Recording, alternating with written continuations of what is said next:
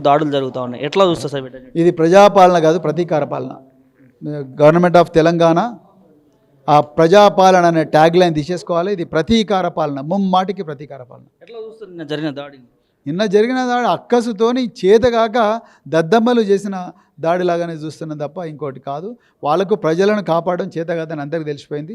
ఆ విషయం వీళ్ళకు పాలన చేత కాదనే విషయం ప్రజలకు తెలిసిపోయినందువల్ల ప్రజలు ఆగ్రహం వెలగక్కుతుంటే దాన్ని డైవర్ట్ చేయడం కోసం మరి ప్రజలను ఆదుకోవడానికి వాళ్ళ కన్నీళ్ళను చూడడానికి పోయిన బీఆర్ఎస్ నాయకుల మీద, అది మాజీ మంత్రులు జగదీష్ రెడ్డి గారు, సబితాయింద్ర రెడ్డి గారు, తర్వాత హరీష్ రావు గారు, వాళ్ళ మీద చేసిన దాడి అయితే ఘోరం. అది చేతగాని వాడు చేసిన దాడిగా అనిపిస్తుంది. అయితే ముఖ్యమంత్రి మాట్లాడుతూ ప్రతిపక్ష నేతగా కేసీఆర్ రాలేదు, ఉందాగా నడుచుకోలేదు అన్నట్టు వ్యాఖ్యలు చేస్తారు. అసలు ఆయన ముఖ్యమంత్రిగా ఆయన ఏం చేసిండండి? ప్రతి చోట కేసీఆర్ గారు రావాల్సిన అవసరం లేదు.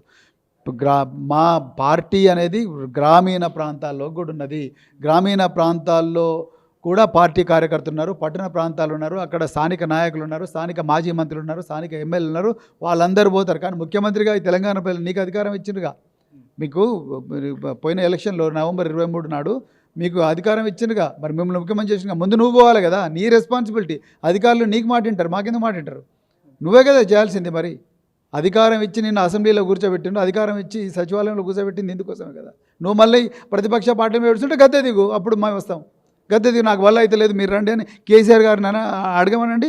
2 నిమిషాల్లో కేసీఆర్ గారు వచ్చి సార్ క్షమించండి అని చెప్పి కేసీఆర్ గారి కాళ్ళ మీద పడమనండి. 2 నిమిషాల్లో మొత్తం కూడా మళ్ళీ సవ్యంగా అయిపోతాయి. 2 నిమిషాలు చాలు.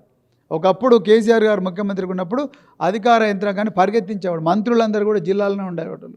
ఎమ్మెల్యేలందరూ కూడా మీ నియోజకవర్గం నుండి సహాయక చర్యలు, ముందస్తు జాగ్రత్త చర్యలు చేపట్టండి. ఇవాళ వీళ్ళు సినిమాలు చూసుకుంటూ కూర్చుంటారా? ఆగస్టు 29 నాడు మీకు ఇది వస్తుంది, హెచ్చరిక వస్తుంది. సెప్టెంబర్ 1వ తారీఖు నాడు న్యూస్ చూసుకుంటే మీరు ఇక్కడ నుంచి హైదరాబాద్ నుంచి మంచి బజ్జీలు తినుకుంటూ పోతారు. ఇదా మీరు మంత్రులు?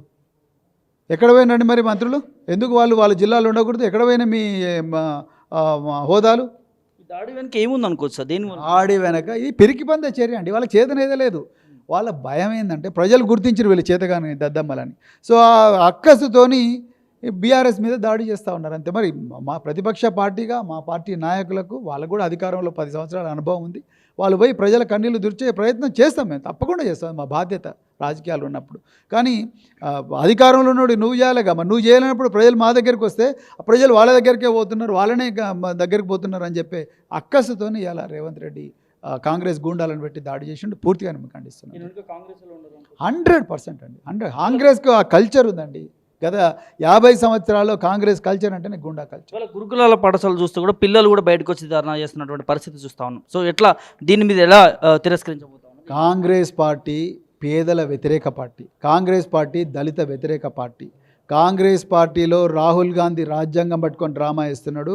అదే రాహుల్ గాంధీ అనుచరుడైన రేవంత్ రెడ్డి అది రాజ్యాంగానికి తూట్లు పడుస్తున్నాడు. ఫండమెంటల్ రైట్స్లో ఆర్టికల్ 15, ఆర్టికల్ 16, ఆర్టికల్ 14 ఇవన్నీ కూడా సమానత్వం, స్వేచ్ఛ, సౌభ్రాతృత్వం చెప్తే ఈ గురుకులాలను అందరినీ సమానంగా చూడాలని చెప్పి గురుకులను చూస్తే ఇలా ఎస్సీ గురుకులాలను అయితే రేవంత్ రెడ్డి ఘోరంగా శిథిలం చేస్తున్నాడు. ఆ శాఖ ఆయన దగ్గరనే పెట్టుకున్నాడు. ఇష్టారాజ్యంగా నిన్న 2,000 మంది టీచర్లను తీసేసినాడు. 2,000 మంది టీచర్లు అంటే 38 సెంటర్ ఆఫ్ ఎక్సలెన్స్లు, సైనిక్ స్కూళ్ళు, మ్యూజిక్ స్కూల్స్, లా స్కూల్స్ అన్నీ కూడా ఖతం అయిపోతాయి. వొకేషనల్ కాలేజెస్, ఇంకా క్రీడా అకాడమీలు, స్పోర్ట్స్ అకాడమీస్ అన్నీ పోతున్నాయి. ఇంకేముంటుంది? మళ్ళీ రేవంత్ రెడ్డి విషయం ఏంటంటే ఆయన వీళ్ళందరూ కూడా బర్రెలు కాస్టోళ్ళు, గొర్రెలు కాస్టోళ్ళు, వీళ్ళు ఇంగ్లీష్లలో మాట్లాడితే మరి మా ఇళ్ళల్లో బోలు ఎవరు తోముతారు, మా పొలాలలో కూలి పని ఎవరు చేస్తారు, మా జీపులకు డ్రైవర్లు ఎవరైతారు అన్న ఆలోచనలో, మా బండలు ఎవరు దురుస్తారు, మా బట్టలు ఎవరు ఉతుకుతారు అన్న భావనతోని ఆ పెత్తందారీ భావన, ఆ భూస్వామ్య భావజాలం పోలేదు, ఇంకా బలమవుతున్నది. కానీ తప్పకుండా నీకు గుణపాఠం చెప్తారు ఈ తెలంగాణ రాష్ట్ర ప్రజలు. రానున్న ఈ సెప్టెంబర్ 10వ తారీఖు తర్వాత కేసీఆర్ బయటికి రాబోతున్నాడు. ఒక చిన్న అంశం చూస్తా ఉన్నాం, రైతు భరోసా కావచ్చు, రుణమాఫీ కావచ్చు, వీటన్నిటిపైన ప్రశ్నిస్తామని చెప్పి బీఆర్ఎస్ పార్టీ నుంచి వినబడుతుంది. ఏం చెప్తారు? తప్పకుండా మా పార్టీ అగ్రనాయకత్వం దాని మీద నిర్ణయం తీసుకుంటుంది. అదంతా కూడా మా వర్కింగ్ ప్రెసిడెంట్ కేటీఆర్ గారు మీడియాకు ప్రకటిస్తారు.